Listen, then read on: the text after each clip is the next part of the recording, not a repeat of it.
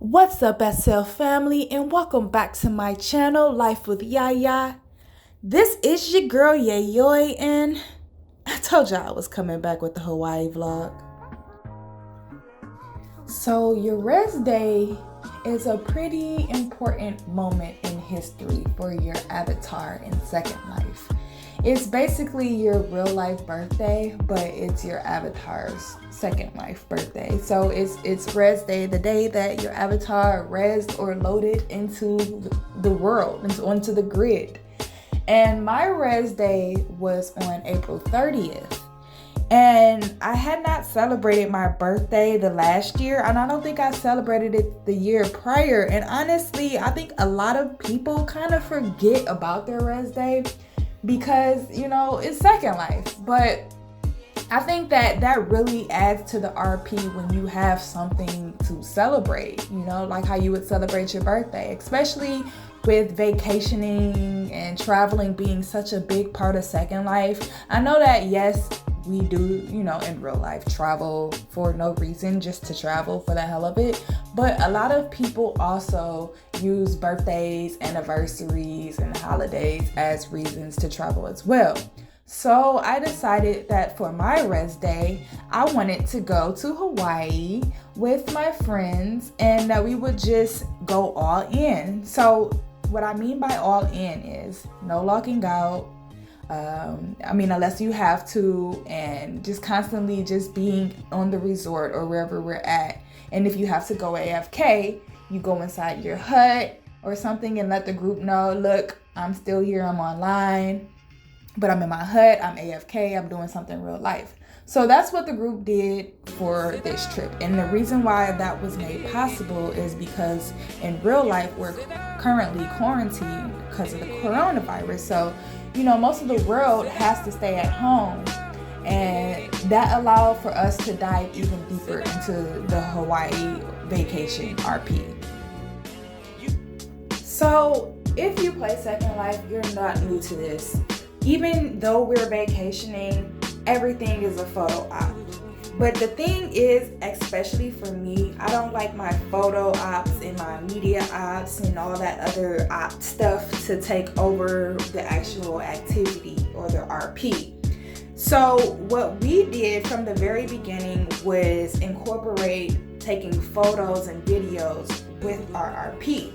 So when it was time for us to take our photos of our airport scene or airplane scene while we're all, flying to Hawaii, what we did was we just kind of RP'd in the local different actions that was happening, made it seem like the flight attendant did something, or somebody was snoring loudly, or somebody kicked their foot over the chair and almost kicked me in the head while I was, just different stuff like that, just to add to it. Because when you, especially on Second Life, when you're taking photos, it can take such a long time to get groups to pose and get together, everyone to reds on the screen. And I just didn't want the photos to take over the trip. So the fact that we actually turned that into a moment for role play was mwah. So when we finally arrived to the resort, it was a surprise to everyone except me. No one had ever been there before because like I told y'all, am the queen of exploring. So I found this location before everyone else, landed or touched down onto the resort. I went ahead and bought all the guys their own little small huts. I bought myself a large house that, could hold my BU kitchen and other things that would add to our vacation, create somewhat like a main house of the house that all the activities that are done in can happen at. That was where my house was. And then I also got one of my girlfriends, her own little house off the water. It was like a hut, but it was like elevated and it was off the water. It was really pretty.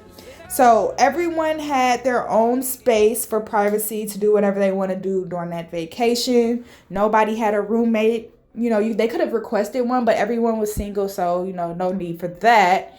And we pretty much just used that as an opportunity. Like I said, if you need to go AFK, you go AFK in your hut, We're not leaving these huts. So if you want to like see each other, I told everyone, look, it would be best for our RP and this nice ass resort if you all just walk around the resort. Don't TP to each other, find each other on a mini map and walk to each other so that you can explore and find new things to do on the resort. Just like you would do in real life. You can't teleport all over the place in resorts in real life. And so like that's what we really like. I want you all to just really get the message that we really went all the way there with the RP for the vacation. So when we first arrived on the island, I walked everyone through the resort, showing everyone where their huts were. The guys' huts were all in one area, so I showed them to their hut. And I took my friend Laysia to her hut, where she could start getting dressed and getting ready to hang out. And then I walked to my hut where I started unpacking, and I went ahead to finish cooking for our dinner. Because as I mentioned in my BU cooking dinner, when we first got to Hawaii, while everyone was unpacking, getting dressed, hanging out on the island, I was finishing up our dinner and in my house in the kitchen. So that is what happened for the first few hours of us landing there. Probably the first 4 or 5 hours I was still cooking. Yes, you all, for 4 or 5 hours I was cooking in Hawaii on vacation in Second Life. So after that happened though, everyone came over to my house. We had dinner, had a little chit chat, got up, had a few drinks. I had strawberry daiquiris, even though everybody asked for pina colada, but I forgot I had so much stuff to get. So yeah, we had strawberry daiquiris instead of pina coladas, which would have been the perfect Hawaii drink. What the fuck? But anyways, we played pool, listened to music, danced, and that was the end of night 1. So we had day 1 Hawaii, which is like a travel and a chill day. Not much happened that day. But then into day 2 Hawaii, this is like our action, fun adventure day. This is the day that we're going to be tired as hell from all of the action and adventure that we're doing. So we're not going to have too many other events planned for this day. Yeah, so day 2 Hawaii, everyone, got a little time to sleep in. After traveling, you're usually a little tired, and to, travel and then go into having events, partying on the beach or whatever it is you're doing, that could be tiresome for the next day. So we had about a 12 o'clock start. Oh, also, y'all, I want y'all to keep in mind too, before the vacation, I created an itinerary for the group. Because I'm just that organized. Very detailed itinerary, letting everyone know from what time to what time we're having different events and activities and where it's going to be at. So that also really helps with everyone meeting up on time and being willing and ready to have events, because no one is surprised about anything that we're doing. A few days before the vacation, everyone knew when and what time everything was happening. They knew how to be dressed for everything. It wasn't a matter of, oh, we got to wait for someone to get dressed. Everyone was down to vacation and vacation right. Not be on that bullshit. Not act like we're on their time. Any of that. Like, this itinerary really helped with the vacation. But anyway, everyone wakes up around noon and they meet up at my house, the main house on the island. And we have lunch and chill out and wait for everyone pretty much to wake up and meet up. That was pretty much the whole situation for lunch. It was just us, waiting around for everybody else to wake up to log on and come to the vacation house where we can all then TP out together and go to scuba dive. Because the group didn't ever go scuba diving before, so this is a new experience for them, and they had no idea where we would be or anything like that, which was really fun and important for me, is just to bring new experiences to the people who I hang with. So we got to the I guess it's called like a scuba resort, and we went scuba diving for hours, about 4 hours non-stop of scuba diving and exploring the deep blue sea. And it was so fun, like literally one of the most fun experiences that I've had on Second Life. Very different, and honestly, it gave me ideas for a lot of other cool adventure type of vacations to take or to explore and find. So y'all stay tuned for upcoming trips because I'm really in my adventure bag right now.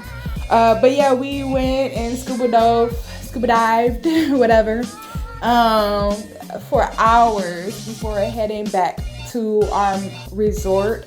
And then after that, we kind of just hung out for a minute, chilled out on the patio of the resort, did hookah, drank, smoked, grown people stuff. And then, there was some other stuff that happened in between. But I don't want to get too deep into the actual storyline that happened within the group because we're not going to go there. But, just know stuff happened in between. And when there are future story times, I will find ways to incorporate these different types of stories. But for the sake of just telling you all the outline of what happened in Hawaii, we're not going to do that. But, yes, stuff happened. And then eventually we all ended up going to a pool party that was on the island, which was super fun, but super freaky because first of all, why did everyone have their shirts off? I saw a male peen in the pool. Everything kind of went haywire for a second. People was a little too turned. I don't know what kind of party they was having in Hawaii, but my friends was enjoying it. The only thing that happened though, somebody RP'd during the party, cutting my bikini up and making it come off of me.